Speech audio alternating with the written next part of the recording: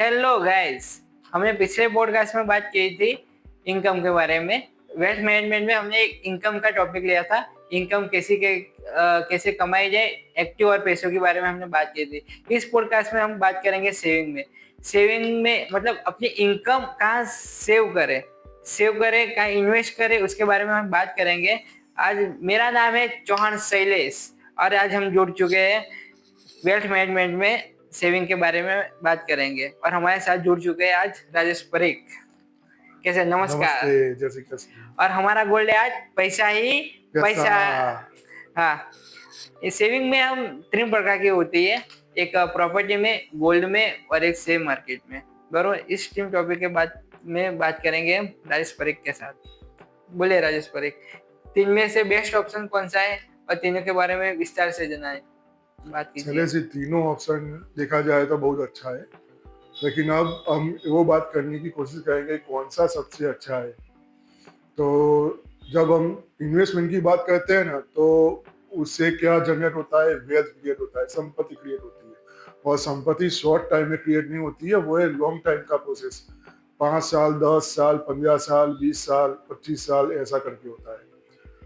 तो उसके लिए प्रॉपर प्लानिंग करना पड़ता है, एलोकेशन करना पड़ता है इनकम का, और इनकम से सेविंग किए हुए पैसों का एलोकेशन करना पड़ता है। तो चलिए हम सबसे पहले ये ऑप्शन सोचते हैं कि प्रॉपर्टी का ऑप्शन। तो प्रॉपर्टी में हम सपोज के चलो एक कच्चा घर ले लेते हैं, फिर उसमें वो तो इन्वेस्ट कर सकते हैं। दूसरा ऑप्शन है ऑफिस का, भी एक ऑप्शन आता है कभी कभी। तीसरा ऑप्शन है जमीन का ऑप्शन है, बराबर है। हम ओवरऑल देखा जाए तो प्रॉपर्टी में पैसा डाला और उसमें से कितना इंटरेस्ट मिला, कितना इनकम सेविंग्स मिला, तो हर बात हमारे पास इन्वेस्टमेंट का होता है। तो उस पर हमें इंटरेस्ट खरीदना है, जो मैं लास्ट टाइम मैंने बोला था 15% हमेशा एक्सपेक्टेशन रखना है। आज के टाइम का ये मेरा नया एक समझ एक पंच लाइन है कि हमें सेविंग तो करना है, प्लस 10 to 15% कमाता है, बरोबर है। तो हाँ, एक बात है कि प्रॉपर्टी का ये सब बात करें तो लोग कर्जा करके करते हैं। हाँ, और वो दूसरी भी एक वो बात है कि लोग ऐसा बोलते हैं कि नहीं प्रॉपर्टी तो होना चाहिए, अपनी एक प्रॉपर्टी होना चाहिए। लेकिन क्या हमारी वो कैपेसिटी है? आज कोई भी अच्छी प्रॉपर्टी देखने के लिए जाते हैं तो 60-70 लाख से लेके 1 करोड़ तक होती है। तो उसके लिए इनकम कितनी होनी चाहिए तो हम आसानी से उसके ईएमआई भर पाएंगे। ईएमआई कितने होते हैं? 40,000, 50,000 होता है। आप बात समझते हो? क्या आपकी इतनी इनकम है? जब कमाते हो आप 40-50,000, 60,000, तो उसमें से अगर ईएमआई दोगे तो बीवी बच्चों के साथ कैसे सर्वाइव करोगे? कोई पॉसिबिलिटी लग रही है उसमें? बहुत ही कम पॉसिबिलिटी। हाँ, अगर आपकी 1 लाख 2 लाख की इनकम है नेक्स्ट लेवल पे, तो फिर आपके पास ऑप्शन है कि चलो मेरा 30-40,000 का ईएमआई आता है, बाकी का 30-40,000 में मैं घर चलाऊंगा, तो इस ओके। अब हम बात, फिर से मैं वही बात बोलता हूँ कि रिटर्न, कंपलसरी रिटर्न। तो प्रॉपर्टी का मैं दो तरह से बात करूंगा आज, भले चाहे इतने हमारे सेशन में बात खत्म हो या ना हो। बहुत ही समझने वाली मस्त बात है। मैं प्रॉपर्टी आप किस लिए लेते हो? पूरी जिंदगी के लिए पहली प्रॉपर्टी रहने के लिए लेते हो, तो फिर इंटरेस्ट और कमाने की बात छोड़ दो। सिर्फ ये बात सोचो कि अपने प्रॉपर्टी लेनी है और पैसा कमाया है, उसमें से एक प्रॉपर्टी अपने लिए खरीदनी है, बस बात कर लो। लेकिन अगर आप ऐसा कर रहे हो कि मेरे पास ऑलरेडी एक मस्त प्रॉपर्टी पड़ी हुई है, जो पापा ने दिया है या ऐसे कौन कंडीशन में मिली है, पड़ा है अपने पास। अब मेरे पास पैसा फिर से कॉर्पस इकट्ठा हो गया कि मेरे पास 50-60 लाख रुपीज 70 लाख से, तो मुझे प्रॉपर्टी खरीदनी चाहिए। मैं बोलूंगा नहीं खरीदनी चाहिए। अगर उसमें से इंटरेस्ट और कमाने की बात आती है तो नहीं कमाना चाहिए। चलिए, उसका मैं हिसाब किताब समझाता हूँ आपको। मैं अगर रहने की बात करूँ ना, तो मैं करूँगा कि मुझे प्रॉपर्टी रेंट पे चाहिए, ऐसा समझिए। और इन्वेस्टमेंट भी पर्पस कमाने की बात करूँ तो भी मैं बोलूँ कि उसमें रिटर्न जो चाहिए वो नहीं मिल रहा है। कैसे? अगर एक प्रॉपर्टी हमने लिया 70-80 लाख रुपीज की प्रॉपर्टी, चलो 80 लाख फाइनल करते हैं, 80 लाख में प्रॉपर्टी किया, बरोबर ना? उसका 10% कितना होता है? 80 लाख का 8 लाख रुपीज होते हैं, 1 लाख। बरोबर है। हम दूसरी प्रॉपर्टी क्यों, मोस्टली पीपल का मैंने पूछा है तो दूसरी प्रॉपर्टी क्यों वसाते हैं? नहीं, मेरे को भाड़े की इनकम चाहिए, रेंट इनकम चाहिए, रेंट इनकम। रेंटल इनकम चाहिए, बरोबर ना? लोग इसीलिए 2-3 प्रॉपर्टी करते हैं। अगर यही पैसा हमने शेयर मार्केट में अच्छी स्टडी करके म्यूचुअल फंड में डाला होता 12 से 14% आराम से, मैं तो 10% की बात करता हूँ, वो तो 12 से 14%।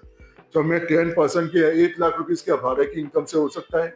नहीं। आपने 70-80 लाख का फ्लैट लिया, मेरी बात को समझिए, उसका 10% है 8 लाख हुआ, 8 लाख डिवाइड बाई 12 कितना होएगा? तो समझो कि आपको 6,000, 8,000, 10,000 भी मिलता है, मैं बोलता हूँ 20,000 मिलता है, 30,000 रेंट मिलता है, तो कैसी प्रॉपर्टी होगी आपको? तो 30,000 मिलेगा, वो तो मुझे नहीं लगता पॉसिबिलिटी। लेकिन अगर 30,000 पर मंथ की प्रॉपर्टी गिनो तो अभी 6 लाख रुपीज ही मिलते हैं, 8 लाख रुपीज नहीं मिलते हैं, बरोबर है? वहां पे सीधी सिंपल सी बात है। कौन सी ऐसी जोरदार प्रॉपर्टी आपकी है तो 30,000, मैंने मैक्सिमम मैं बोलता हूँ कि 20,000, 20,000 से ज्यादा आपको नहीं मिलेगा। 2,40,000 ओनली यू आर गेटिंग, मतलब कि 8 लाख का आधा करो, 4 लाख हुआ, तो 10% का आधा हुआ, 5% हुआ, 5% भी आपको इनकम नहीं मिल रही है, इंटरेस्ट नहीं मिल रहा है। चलो ये बात हुई प्रॉपर्टी, या फिर मेंटेनेंस कहाँ से गिनोगे? मेंटेनेंस आज के तारीख में कोई लेते हो तो मेंटेनेंस होता है वहां पे, फिर उसके अंदर इलेक्ट्रिसिटी बिल किया तो उसका मिनिमम इलेक्ट्रिसिटी बिल आएगा, वो कहाँ से आएगा? अगर कोई रेंटल में कोई इंसान 1 साल 2 साल 3 साल रह के जाता है तो सब अंदर डिस्टर्ब करके जाता है, फिर से आपको रिनोवेशन कराने का, वो कहाँ से आएगा? एक मस्त किस्सा आपको बताता हूँ, अभी 2 वीक पहले न्यूज़पेपर में जनरेट हुआ था इसी को लेके। एक यूएस फैमिली ने अपना पैसा यहाँ पे इन्वेस्ट किया हुआ है इंडिया के अंदर, बता दिया कि भाई यहाँ पे प्रॉपर्टी 90 लाख रुपीस की है, आप पैसा इन्वेस्ट करो, अच्छा आ जाएगा। उसने डाला उस टाइम में 70 लाख रुपीस की प्रॉपर्टी हैदराबाद में उसने इन्वेस्ट किया, बराबर? मस्त कैलकुलेशन समझ लो, और लाइव एग्जांपल है। उसने 10 इयर्स के लिए किसी को यहाँ वहाँ रेंटल दिया, वो लिया, तो रेंटल उसका आया 15,000 के अराउंड आया। 10 तो समझो ना कि कितने होगा, 160-180,000 जितना होगा उसका, अभी इस ओके। फिर उसने कंटाल के 10 इयर्स के बाद प्रॉपर्टी बेच दी, 90 लाख में बेच दी, और ओवरऑल उसका जो ब्रोकरेज गया, सब उसका गया, वो सब मिला के उसने जो लोन पे लिया था, थोड़ा पैसे से लोन पे ली थी प्रॉपर्टी, उसका इंटरेस्ट गया, सब मिला के उसने 15 साल के बाद उसने वो प्रॉपर्टी बेच डाली, और कैलकुलेशन किया मुझे कितना पैसा मिला। Can you believe? 1.10% उसको मिला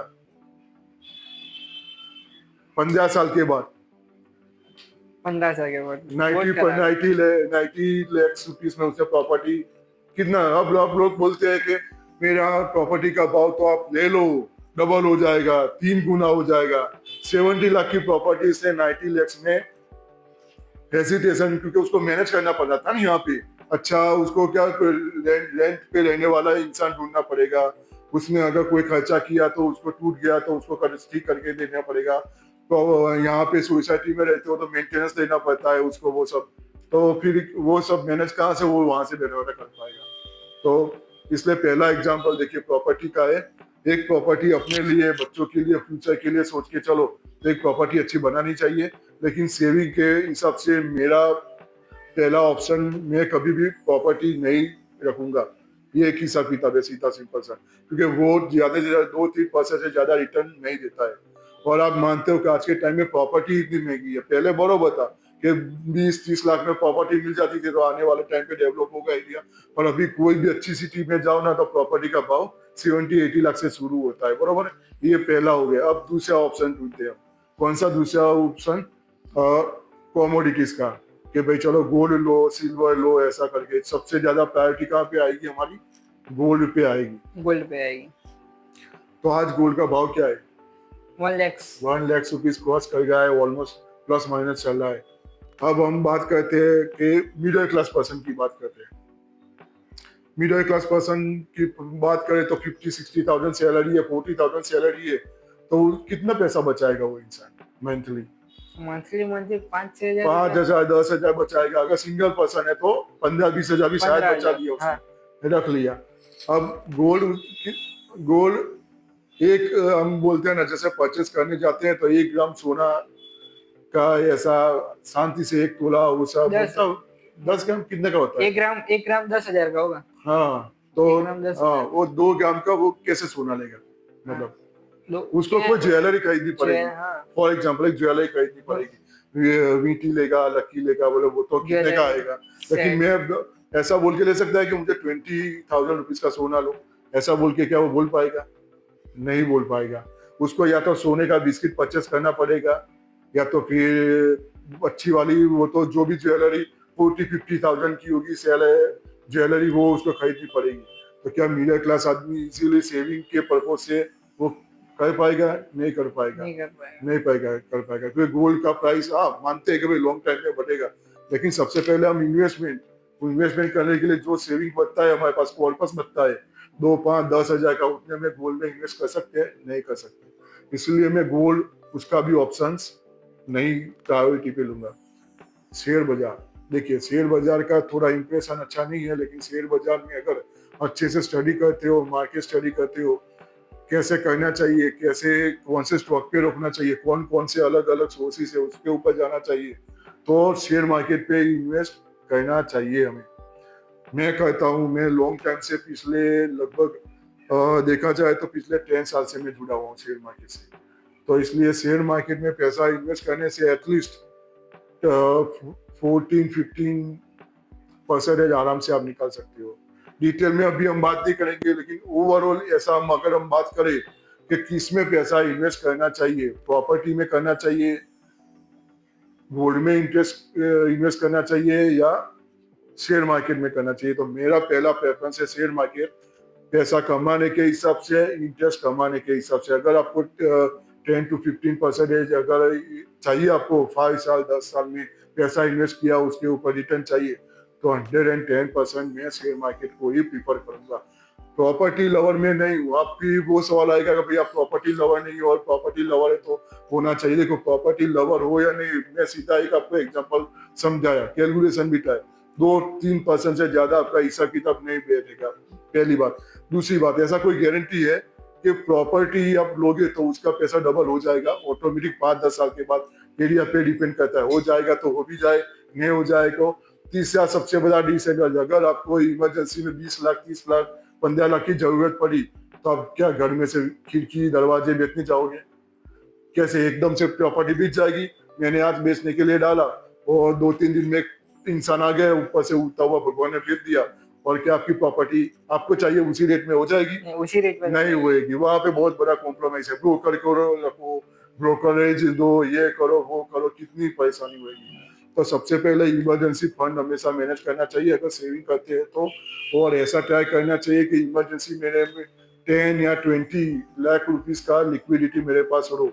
तो उसका आप दो तरीके से, एक से दो शिकार, एक आपका कॉर्पस बन गया इमरजेंसी फंडिंग 10-20 लाख का, तो जो मैं अभी एक बटन दबाऊं तो अकाउंट में 10-20 लाख आ जाए, और दूसरा उसका इन्वेस्टमेंट भी हो गया। तो शेयर मार्केट ऑप्शन है, उसमें आप एक बटन दबाओ, दूसरे तीसरे दिन में मेरे 10 लाख 20 लाख 30 लाख अकाउंट में, मुझे किसी की जरूरत पड़ी उसके लिए किसी को, तो सबसे बेस्ट ऑप्शन है शेयर मार्केट में ही इन्वेस्ट करना चाहिए।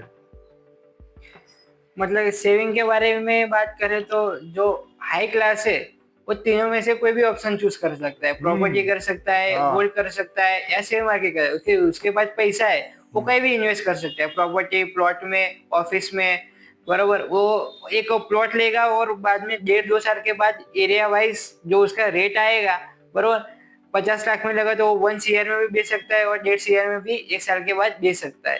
वो गोल्ड में भी इन्वेस्ट कर सकता है, और शेयर मार्केट में भी उसको प्रॉफिट ही मिलेगा, बरोबर। पर जो मिडिल क्लास के लोग हैं उसको सोच समझ के उसको कहाँ इन्वेस्ट करना है उसके बारे में स्टडी करे, उसके बारे में उसको प्रॉपर्टी या गोल्ड या शेयर मार्केट जो सही लगे वो स्टडी करके उसमें इन्वेस्ट कर सकते हैं। और लोअर क्लास की तो अभी बात ही नहीं हो सकती है, क्योंकि लोअर क्लास में तो उनके पास इनकम ही नहीं है। नहीं है इनकम, वो भी से कर सकते हैं। वो मैं लोअर क्लास के लिए कैसा वो पैसा बना सकते हैं, वो अगले सेशन में शेयर मार्केट का ऑप्शन लेंगे ना, उस टाइम पे मैं डिटेल में समझाऊंगा।